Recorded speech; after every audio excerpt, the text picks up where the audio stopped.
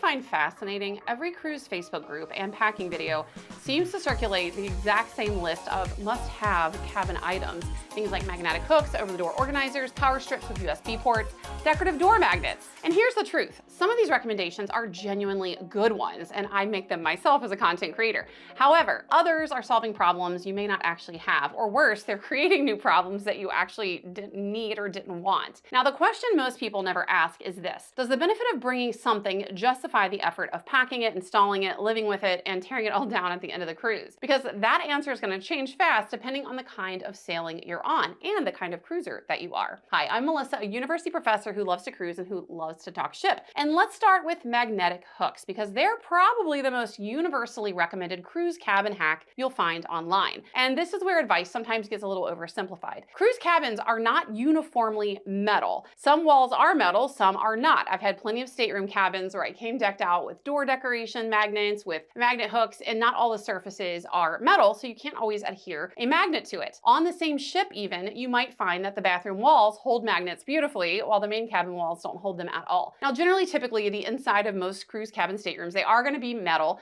but not always. But even within the same cruise line, materials can vary by ship age, cabin category, stuff like that. And that unpredictability is why some people swear by magnets and others swear that they just don't work for them. Now, when magnets do stick, the next issue becomes the weight. Most magnetic hooks are designed for really lightweight items. So if you're the kind of cruiser that likes a lanyard with your card on it, it's a great choice because almost every magnet, even the cheapest one from Amazon, can hold a lanyard. Even hats, sunglasses, a light cover-up. But once you start trying to hang anything heavier, especially something like wet towels or even a light beach bag, gravity is gonna win out. Those hooks, they're gonna slide right down, items are gonna sag, and sometimes they'll fall off and fail completely. But here's where magnetic hooks absolutely earn their spot. And again, that's with the lanyard. I just took a cruise with one of my best friends. She is very forgetful. She's a lanyard wearer, and she kept losing her card everywhere. So finally I'm like, girl, let's put this little magnetic hook up. This is where your lanyard's gonna live. And she never lost it again. You walk in, you hang the lanyard, you leave your stateroom, you grab it. No hunting, no digging, no leaving it on the nightstand and realizing it at dinner. For that specific daily friction point, magnetic hooks, they are clutch. So magnetic hooks, are they worth it?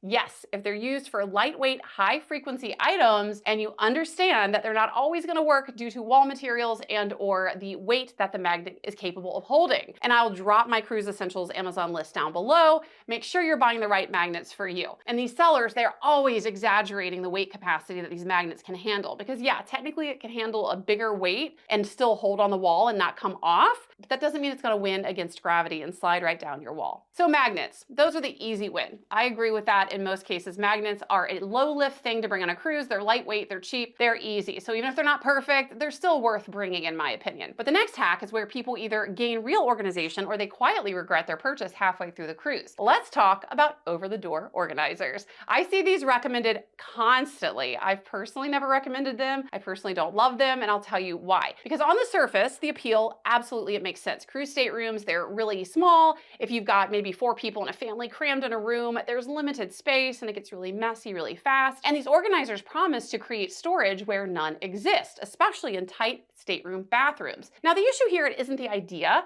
but it's the reality of cruise ship doors. Cruise cabin doors are fire rated and designed to close fully with really tight clearances. So that means anything that interferes with that function becomes a problem. And not because the cruise lines are trying to make things difficult, but because those doors are part of the ship's safety system. Many organizers are simply too thick or rigid to actually go over a bathroom door, causing doors to drag, fail to seal properly, or shift every time you open and close them. And that constant movement is what makes people tend to hate them. You're constantly adjusting it, rehanging it, trying to find somewhere else to hang it, listening to it rustle, and eventually it just comes down. And unlike magnets, which are small, easy to pack, lightweight, these are a little more bulky and more cumbersome. So you gotta weigh if it's worth packing and dealing with the hassle. Now, that said, there are scenarios where these organizers shine. On longer cruises, especially if you're the kind of cruiser that uses a lot of toiletries, medications, personal care items, having everything visible can save time and reduce daily clutter. The key here, though, is choosing a slim, soft-sided organizer with adjustable hooks and being realistic about whether or not we'll actually fit over a bathroom door or any door in a stateroom for that matter. Now, that's the over-the-door organizer experience when it's a wrong fit. So over-the-door organizers, are they worth it? Yes, for certain cruisers on longer cruises and only when you choose a slim design that actually works with your cabin door. For me, no, it's not. And if organizers test your patience, Power Solutions test your understanding of cruise rules. And let me tell you, I know this from personal experience. Power strips and outlet extenders are where policies matter and where people get tripped up. One universal rule is simple. Anything you bring has to be non-surge.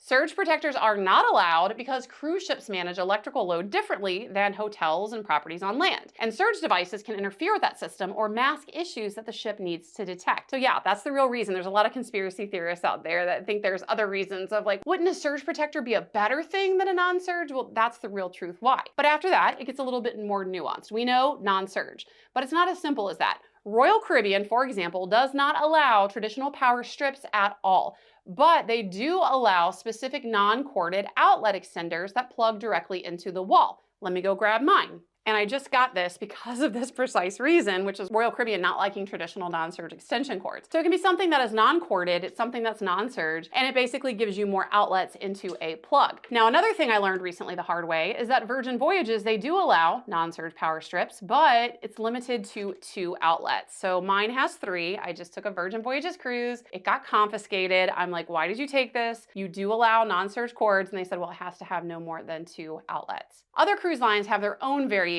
and policies, which is why checking your specific cruise line policy is important. And I do strongly recommend bringing one. Of all of the cruise comfort items, I think this is probably number 1 in the list. Why? Because power solutions are particularly valuable on older ships and longer sailings. Older ships were just not designed with a lot of outlets. They often lack USB ports entirely. You're rarely going to see a USB-C outlet port unless it's maybe been dry docked and retrofitted recently. And the outlet placement can be super inconvenient. There are literally older, smaller ships that I've sailed, even with mainstream cruise lines, where there's only a dual outlet and it's over by the vanity area. There's nothing by the bed, and it makes it very, very difficult because I like to see my phone. I have white noise on it. I like to hear it at night, and I needed to stretch that extension cord, non-surge of course. So in a lot of cases, when you're taking a cruise, an extension cord can solve real problems, especially if it does have a long cord and you need that accessibility. Now on longer cruises or when sharing a cabin, especially with a lot of girls, we have flat irons, curling irons, hair dryers, all this kind of stuff. Charging needs multiply fast. You also have phones, tablets, e-readers, smartwatches,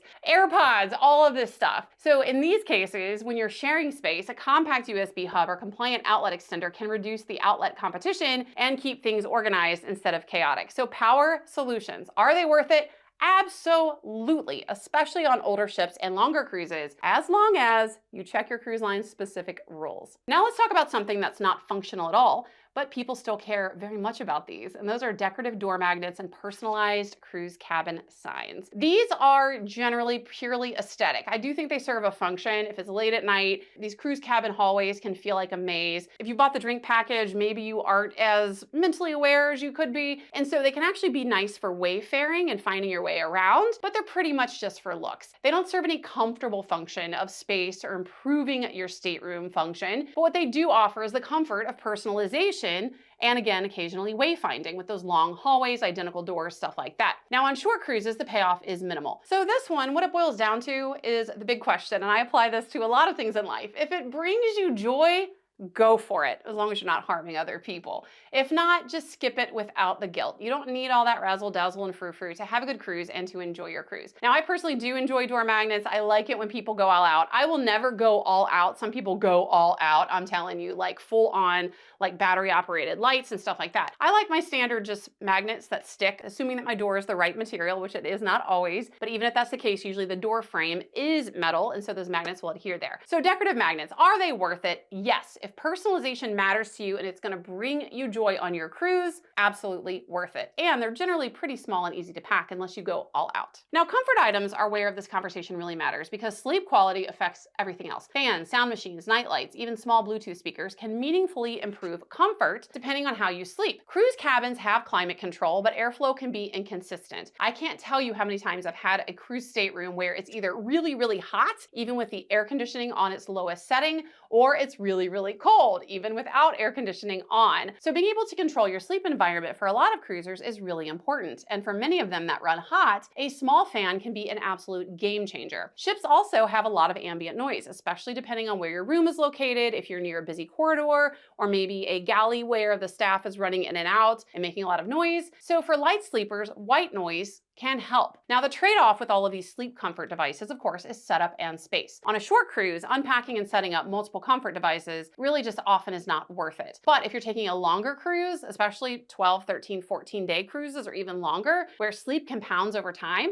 those same items can dramatically improve how you feel day after day. So when it comes to the fans on a shorter cruise, I generally just bring a small handheld fan. And when it comes to white noise, I simply use an app on my phone instead of having to bring a separate machine. Now, another nighttime comfort item some cruisers like to bring are night lights. This is especially for people that get up and pee multiple times in the night and they struggle with total darkness, especially if you've got an interior stateroom, which gets really dark, dark, dark. And in this case, a small light can prevent subtoes or half-awake collisions with furniture, but many modern cruise staterooms have automatic lights that will turn on automatically for you. So comfort devices, are they worth it? Yes, when sleep quality is absolutely central to your life, your quality of life, and your enjoyment of the cruise, and the cruise is long enough to justify packing them and schlepping them and bringing them and setting them up and then tearing them back down again. Now, related to sleep, there's another comfort item that I rarely but do sometimes see cruisers say that they bring. And these are bulky items people pack out of fear, not necessarily necessity. And these are mattress toppers. You'll sometimes see people online recommend travel toppers for back issues or sleep preferences. And by all means, if you have some medical condition, if something's gonna make you more comfortable, go for it. Or even if it's gonna bring you joy, go for it. But what a lot of cruisers don't realize is that most cruise lines will provide mattress toppers, extra padding, pillows, extra blankets, anything like that if you ask. You do not need to pack them. There's no extra cost. When you get in your room after embarking, simply ask your steward if you could get a mattress topper. 90% of the time, they'll give you one. And again, it's no cost. So with mattress toppers, this is one that unless you really, really need it, I would leave at home because they're really, really bulky. They're cumbersome. Even if you're lucky enough to not have to fly into a cruise port location and you can drive,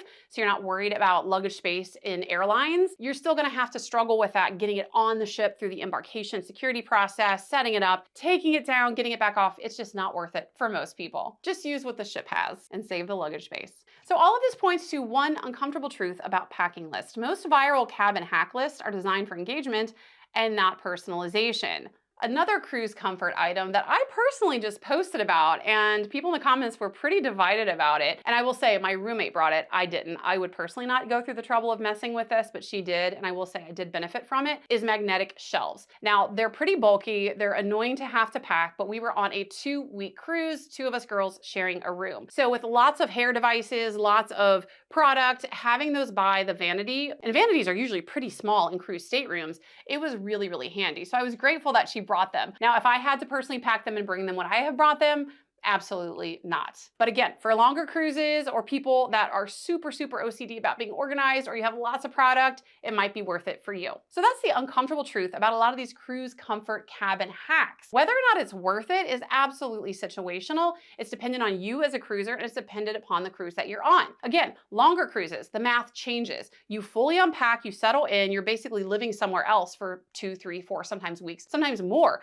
You're building routines. This is when thoughtful organization and comfort upgrades actually earn their place. And cabin sharing matters. Solo cruisers, you can let space sprawl a bit. Or if you're a duo and you have a super organized cabin mate, or like when I'm traveling with my boyfriend, he's very low maintenance. He doesn't require much product. He doesn't have much stuff. So all of this stuff is really unnecessary. But if you're sharing cabins, especially with 1, 2, or even 3 other people, you probably want some kind of system because without them, clutter builds and tension follows. So what's the takeaway? Stop packing based on generic lists. Listen to the advice. It's great. Again, I dole this out a lot of times. People don't always agree with the stuff that I think are cruise essentials, but start packing based on your actual cruise. How long are you sailing? Who are you sailing with? What's the ship like? Is it older? Is it newer? How big is the stateroom? Is this actually going to improve your daily life on board? And if it's something that takes 10 minutes to set up and it's going to save you 30 seconds a day on a 3-day cruise, skip it. If it takes 10 minutes to set up and improves your routine for 12 days straight, absolutely bring it. So cruise cabin comfort hacks, they aren't good, they aren't bad, they're tools. And like any tool, their value depends entirely on context. So I want to know, what are your absolute cruise comfort essentials? Drop your recommendations below in the comments and let's talk ship.